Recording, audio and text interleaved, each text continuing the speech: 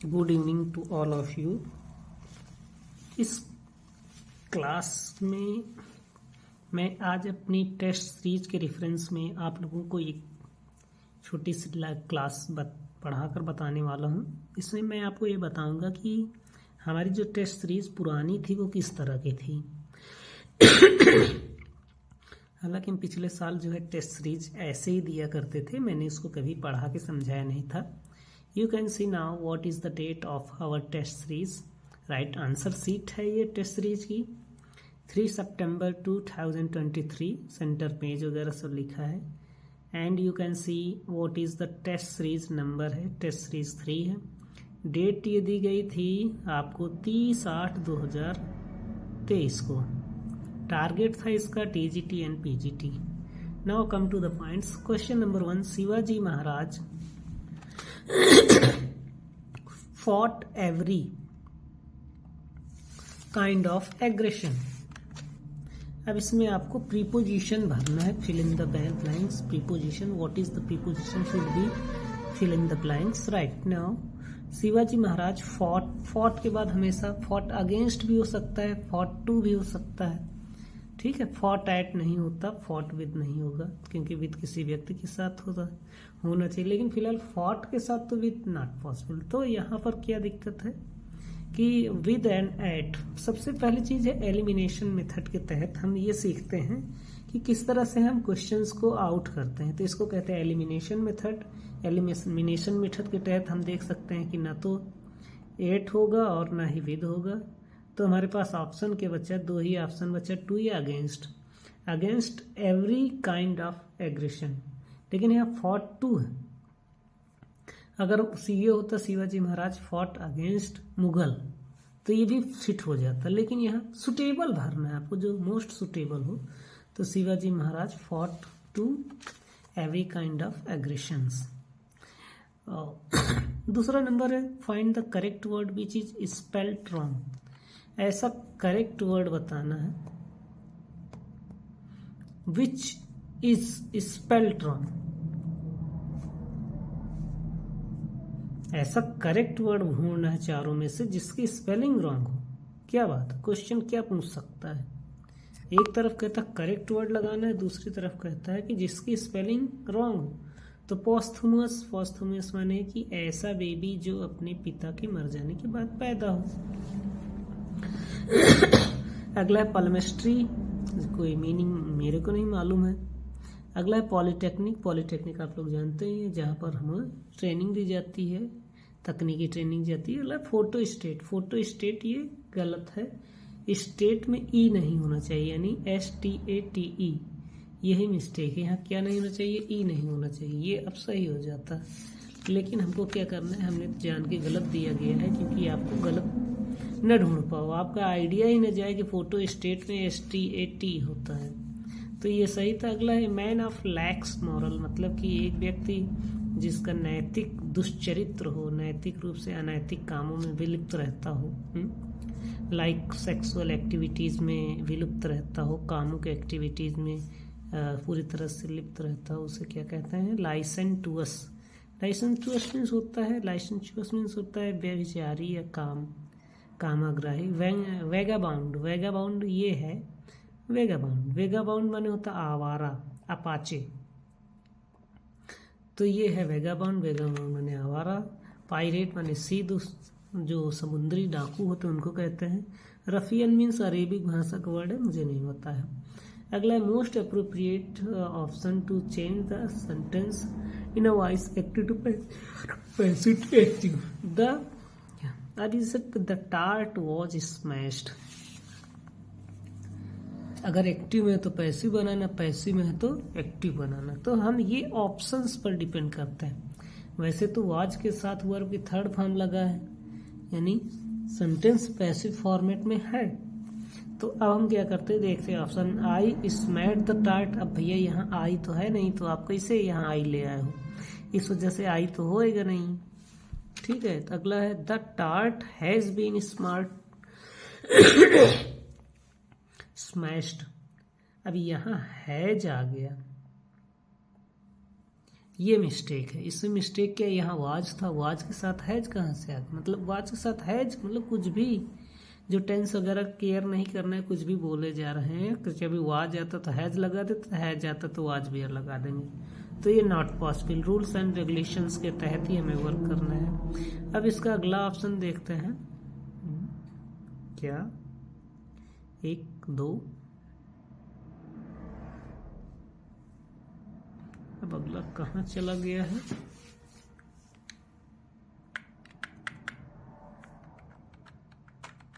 छिप गया था ऊपर।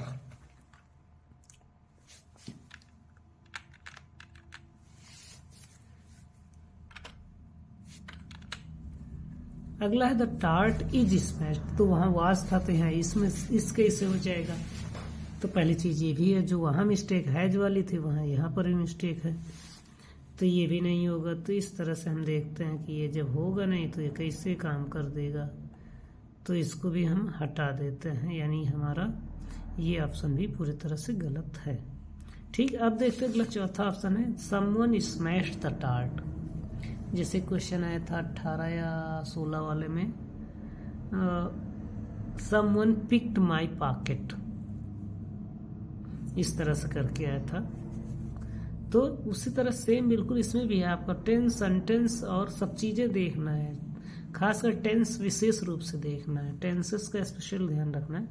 अगला 5वां नंबर है I earnestly believe that you will visit our relatives during your forthcoming trip to Bombay.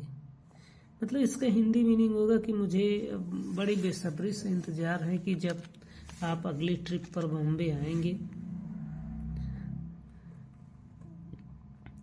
अगली ट्रिप पर बॉम्बे आएंगे तो आप अपने रिलेटिव्स वगैरह के साथ आएंगे, हमारे रिलेटिव्स। आई अर्नेस्टली बिलीव, मुझे बहुत ही उम्मीद के साथ यकीन है कि यू विल विजिट, आप विजिट करेंगे आवर रिलेटिव्स, हमारे रिश्तेदारी में, during your forthcoming trip to Bombay, जब आप बॉम्बे अपनी अगली जो है ट्रिप पर आएंगे। तो ये है। अब इसमें क्या करना है, आपको करेक्शन ढूंढना है कि हम करेक्ट कहाँ करेंगे। तो हैड हार्डली बिलीव, यानी आई अर्नेस्टली बिलीव की जगह पर हैड हार्डली बिलीव होना चाहिए। अभी तो अब आपको ये पता होना चाहिए कि हमको सेंटेंस दैट से दिया गया है, तो हमको सेंटेंस में कहाँ पर कौन सी चीज़ें रखनी है। प्रेजेंट में है तो उधर क्या होगा, अगर पहला सेंटेंस प्रेजेंट में है तो क्या दूसरा फ्यूचर में हो सकता है। तो ये that is correct according to the rules. तो कंडीशनल सेंटेंस के अकॉर्डिंग तो हमें तमाम तरह की कंडीशंस के हिसाब से देखते हैं, conditional sentence, tenses, active voice, passive voice या ट्रांसफॉर्मेशन ऑफ सेंटेंस, इस तरह की चीज़ों से लेकर हम तमाम तरह की चीज़ों को देखना पड़ता है। आगे देखते हो तो हैड हार्डली होगा नहीं। अगर हैड हार्डली हो जाता तो बिलीव्ड हो जाता, तो ये भी मिस्टेक हो सकता है। सर्टेनली बिलीव दैट, मतलब अर्नेस्टली की जगह मुझे निश्चित बिलीव है, और जबकि निश्चित क्या होगा कि वो नॉट डिसाइडेड कि आप उसके रिलेटिव्स के यहाँ अगली ट्रिप पर आएंगे। तो ये चीज है। कुड नॉट बिलीव, उसे विश्वास ही नहीं हो रहा था, भैया तो अभी आए नहीं है तो विश्वास कहाँ से हो जाएगा। कुड नॉट बिलीव, तो इस वजह से नो करेक्शन, सेंटेंस में कोई करेक्शन नहीं है, सेंटेंस पूरी तरह सही है। छठवां सेंटेंस है never has inadequacy of policy been in clearer focus than, now you can see clearer focus than, right. तो क्लियरर फोकस देन मतलब आपको इसी में जो अंडरलाइन वर्ड दिया गया है इसी को बदल करके आपको 4 ऑप्शन दिए गए हैं, आपको सुटेबल ऑप्शन रखना है। अब क्लियर मैंने होता क्लियर, स्पष्ट, clearer focus than in the communal violence that the flare up recently. तो अब आप बेटर ढूंढ लो। बेटर ढूंढने के लिए आपको क्या क्या चीज़ें चाहिए, सेंटेंस का अंडरस्टैंडिंग लेवल मेंटेन होनी चाहिए। अगर नहीं भी हो रहा है चलिए ग्रामर के हिसाब से देख लेता है। तो शार्पर, शार्प माने होता है कोई तेज धार हिसाब से, तो ए तो होगा नहीं, तो ए तो गया भैया आपका काम से ख़त्म। तो बी देखते हैं, हायर, हायर फोकस, ज़्यादा फोकस लगाओगे। Never has been an adequacy of police been higher focus than in a communal violence. Communal violence की ज्यादा अपेक्षा जो है वो अस्त व्यस्तता में पुलिस ध्यान देगी कि कम्युनल वायलेंस नेसेसरी है, तो ज़्यादा होगा नहीं। स्ट्रांगर तो मजबूती की बात आती है, तो काहे मजबूती में आदमी है कोई उसको मजबूत बना देगा, बॉडी है, व्यवस्था कोई बॉडी नहीं है तो उसको नहीं मजबूत कर सकता। तो इसके बेटर देन यानी गुड बेटर, ज़्यादा बेटर तरीके से जो है पुलिस को इनएडिक्वेसी और कम्युनल वायलेंस में बैलेंस बनाना है। आगे देखते हैं जेसन इज इंटेलिजेंट स्टूडेंट। भैया स्टूडेंट सबसे बड़ी चीज़ है एडजेक्टिव। अभी पूछे जरा ये अंडरलाइन वर्ड क्या है। अब भैया ये बात आ गई अंडरलाइन वर्ड, तो आपको याद रखना है जितने भी नाउन या प्रोनाउन आते हैं, जितने भी नाउन या प्रोनाउन आते हैं इनके पहले जो भी वर्ड आएगा, जैसे माई फादर, फादर के पहले माई लग गया तो माई एडजेक्टिव हो गया। येलो हाउस, हाउस के पहले येलो लग गया तो वो एडजेक्टिव हो गया। इस तरह से जो है जितने भी नाउन या प्रोनाउन आएंगे उनके पहले जो भी वर्ड लगा होगा वो क्या होगा, एडजेक्टिव ही होगा। आंख मूंद करके आप उसको लगा सकते हैं, वो एडजेक्टिव ही होगा, उसमें कोई बड़ी बात नहीं, कंजक्शन वगैरह नहीं होगा। नाउन या प्रोनाउन के पहले जो भी वर्ड आएगा वो एडजेक्टिव आंख मूंद करके लगा दीजिएगा। अगला है what is the meaning of the idioms. It's raining cats and dog. अभी भैया अगर आप इडियम्स एंड फ्रेज की मेरी नोट्स पढ़े हैं, नोट्स अगर पढ़े हैं तो कैट्स एंड डॉग माने होता है मूसलाधार बारिश। सीधा सीधा रटा दिया जाता है क्लास में ही कि कैट्स एंड डॉग माने होता है मूसलाधार बारिश। तो इट्स रेनिंग हैविली, नो बताना, choose the correct spelling. Possession की स्पेलिंग है पोजीशन, पोजीशन आप लोग जानते हैं POSSESSION पोजीशन। आचार स्पेलिंग दी गई है भैया, चच्चा दादा, इसमें परेशान होने की जरूरत नहीं है। अगर आप पोजीशन के पहले प्रैक्टिस किए हो तो आपको आ जाएगा। तो पहले प्रैक्टिस मेक्स परफेक्ट मैन, तो आप प्रैक्टिस करें POSSESSION। आप अगला दूसरा इसी में ग्राइवांस, ग्राइवेंस, तो ग्राइवेंस की स्पेलिंग देख लीजिएगा आप, 4 स्पेलिंग इसमें भी दिया जाएगा वैसे ही। ग्रीवेंस की जो स्पेलिंग होगी वही आपको ध्यान दे देना, ग्रीवेंस GRIE।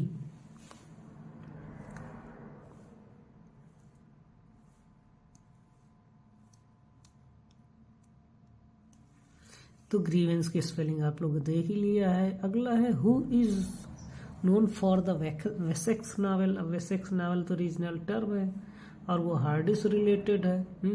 तो ज़्यादातर लोगों से वेसेक्स नावल मालगुडी डेज जैसे RK नारायण से रिलेटेड है। इस तरह से जो है आपको ध्यान दे लेना है तो चल जाएगा। तो थॉमस हार्डी है, वाल्टर स्कॉट से अगर कुछ है तो ध्यान देने का, एंटनी ट्रूलोप, तो ये सब चीज़ें हैं तो आपको वेसेक्स से रिलेटेड थॉमस हार्डी हैं। Reading is his favourite passion. अब टू रीड कौन लिख सकता है, रीडिंग मेकeth परफेक्ट मैन। तो ये कोटेशन की बात होगी तो शायद फ्रांसिस बेकन होंगे इसमें, और कंफर्म नहीं कह सकता बट मुझे लग रहा है कि फ्रांसिस बेकन ही होंगे, फ्रांसिस बेकन का हो सकता है। अब लेकिन यहाँ में देख रहे हैं कि रीडिंग क्या है, यहाँ READING इन्फिनिटिव पार्टिसिपल है, प्रेजेंट पार्टिसिपल, पास्ट पार्टिसिपल क्या है, तो भैया ना प्रेजेंट पार्टिसिपल तो है ही है, अब पास्ट पार्टिसिपल होता ही नहीं, सेकंड फॉर्म हो ही नहीं सकता यहाँ पर। तो जीरंड पर पार्टिसिपल एडजेक्टिव, एडजेक्टिव यहाँ अगर एडजेक्टिव होता तो यहाँ क्या होता, हेल्पिंग वर्ब कैसे आ जाती, तो वर्ब ना आती थी, इस वजह से जीरंड बनता ही कैसे है, वर्ब में ING जोड़ देने जीरंड बन जाता है। जैसे smoking is a good habit, smoking किया करो, धुआं उड़ाया करो। अगला question 13, the guide was published in 1958 में गाइड पब्लिश हुई है। अमूल्य राज आनंद की कब पब्लिश हुई, अनटचेबल 1935 में। तो गाइड 1958 में, मुल्क राज आनंद की जो है अनटचेबल जो है 1935 में। अगला है सेंटेंस, वो बता दो भैया, सेंटेंस में क्या बताना, fill in the blanks with suitable verb. Sentence दे दिया गया, mister Anurag speak, mister Anurag ऐसे बोलते हैं जैसे, एज इफ जैसे कि वो कोई नवाब साहब, ही द प्राइम मिनिस्टर। अभी आप लोगों को देखना है कि भैया यहाँ तो स्पेलिंग ही गलत हो गई है, हाँ लिखना कुछ और था तो बीच में लिख गया एच, तो पढ़ने वाला क्या पढ़ेगा, तो बौरा जाएगा। वेयर वेयर वेयर लगा ही देगा, ही वेयर द प्राइम मिनिस्टर, मजाक हो गया है, तो इसको आपको ध्यान नहीं देना है। ऐसी कंडीशन कंडीशनल सेंटेंस है, कंडीशनल सेंटेंस है जो चीज़ फुलफिल नहीं हो सकती है उसको जो है हम वेयर लगा देते हैं और उसको पास्ट में दिखा देते हैं। जैसे यदि मैं होता किन्नर नरेश तो राजमहल में सोता और टकले को नाखून दे देता, सारा खोपड़ी खोदता, तो टकले को न नाखून दिया जाएगा और ना ही उसे टकला दिया जाएगा, ना ही खोपड़ी खोदेगा। तो ऐसी कंडीशन में एज इफ जहाँ एज्यूम कर लिया जाए कि अगर मेरे पास तलवार होती तो मार डालता, मतलब एक पास्ट की बात हो गई, एज्यूम कर लिया गया है, अनफुलफिल्ड कंडीशन है, तो वहाँ पर जो है वेयर ही लगता है। भले यहाँ ही जो है आपका सिंगुलर है, लेकिन फिर भी इन सब के बावजूद भी आपको जो है वेयर ही लगेगा। 15 नंबर, where was John Milton born, भैया तो जॉन मिल्टन कहाँ पैदा हुए होंगे? Liverpool, Yorkshire, London, Liverpool. अब देखो लंदन भी कभी ऑप्शन में आया था लंदन, लेकिन अब क्लोजली ऑप्शन काउंट कर रहा है कि आप क्लोज कहाँ करोगे, तो लिवरपूल, क्योंकि लंदन बड़ा शहर, अगर गांव का नाम पूछ ले तो, मोहल्ले का नाम पूछ ले तो मोहल्ले का नाम लिवरपूल। तो ऐसे एज ऑफ मिल्टन,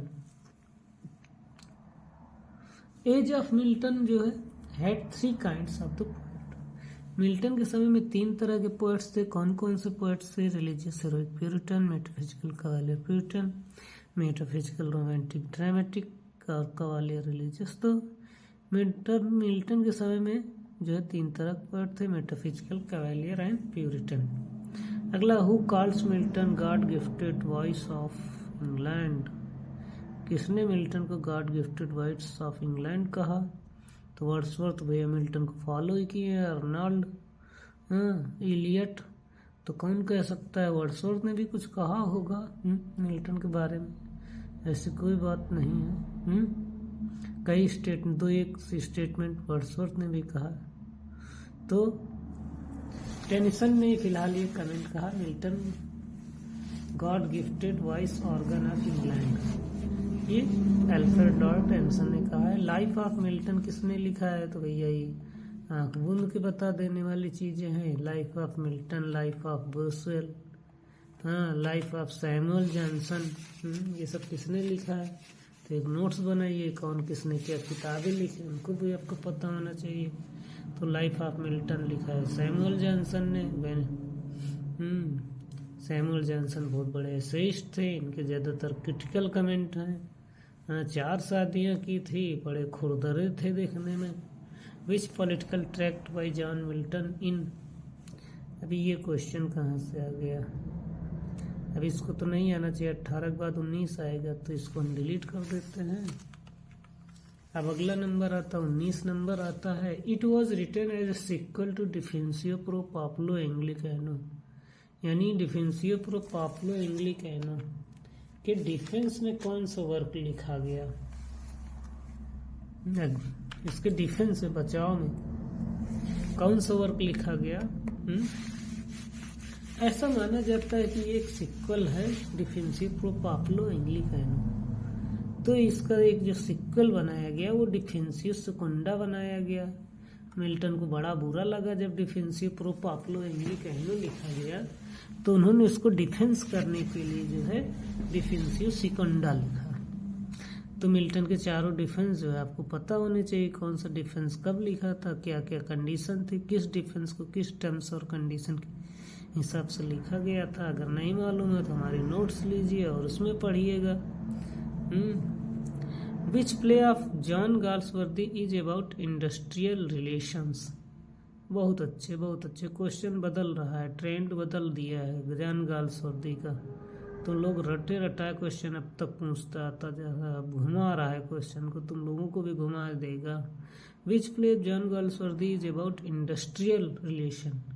ऐसा कौन सा प्ले है जिसमें जॉन गाल्सवर्दी का इंडस्ट्रियल रिलेशन का जो है